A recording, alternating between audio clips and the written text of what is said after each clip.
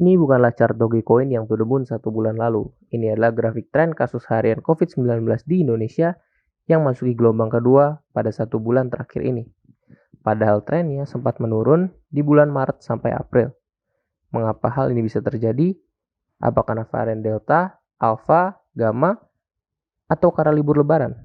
Atau apakah karena hal ini dipengaruhi oleh Elon Musk?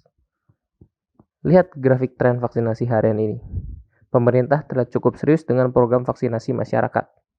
Menurut http vaksinkemenkes.co.id, sebesar 11% masyarakat Indonesia sudah mendapatkan vaksin dosis pertama, sedangkan 5%-nya sudah disuntik dosis kedua atau fully vaccinated.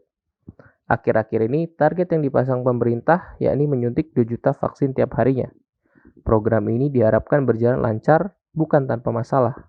Tetapi, banyak orang yang ragu akan efektivitas vaksin yang digunakan oleh Indonesia, yakni Sinovac dan AstraZeneca. Banyak berita miring yang bertebaran di masyarakat. Kenapa sudah disuntik 2 kali vaksin, tetapi tetap tertular oleh virus corona? Apakah vaksin yang negara kita gunakan jelek? Efektivitasnya tidak jelas? Atau ternyata vaksin ini sudah tidak berfungsi terhadap varian virus yang muncul saat ini? Varian virus yang menjadi concern saat ini, yakni varian Alpha, Beta, Gamma, dan Delta, memiliki kelebihan dari pendahulunya. Akibat dari proses mutasi, beberapa dapat menyebar lebih cepat seperti varian Alpha dan Delta, dan beberapa dapat menghindari deteksi antibodi seperti varian Beta dan Gamma. Tetapi tidak perlu khawatir. Dilansir dari WHO bahwa dampak mutasi varian virus COVID-19 tidaklah berdampak signifikan pada efikasi vaksin, sehingga varian virus COVID-19 tersebut masih dapat ditanggulangi oleh vaksin yang ada saat ini.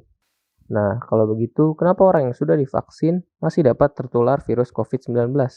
Jadi, tertular atau tidaknya orang yang telah divaksin tergantung dari berbagai faktor. Salah satunya adalah efikasi dari vaksin itu sendiri.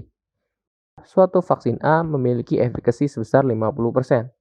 Itu berarti jika ada 2 orang terpapar COVID-19, 1 dari 2 orang akan terlindungi, sedangkan ada kemungkinan 1 orang lainnya tertular. Nah, bagaimana solusinya agar kita semua terlindungi dari COVID-19?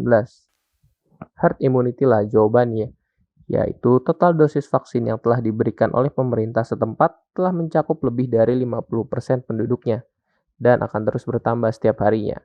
Meskipun akan terjadi kenaikan kasus, itu pun tidak akan sampai memenuhi rumah sakit, karena vaksin yang diberikan bisa mengurangi gejala berat, atau bahkan jika terpapar oleh virus COVID-19 tidak akan terjadi gejala sama sekali. Sebagai bukti keampuhan herd immunity, coba kita lihat negara Hungaria.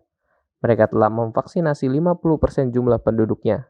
Hasilnya pun cukup mengagumkan, yakni mereka dapat menyelenggarakan ajang bergengsi Euro 2021 tanpa adanya lonjakan kasus COVID-19 di negaranya.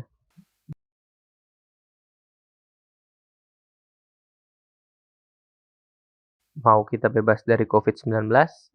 Ayo sukseskan program vaksinasi dan protokol kesehatan.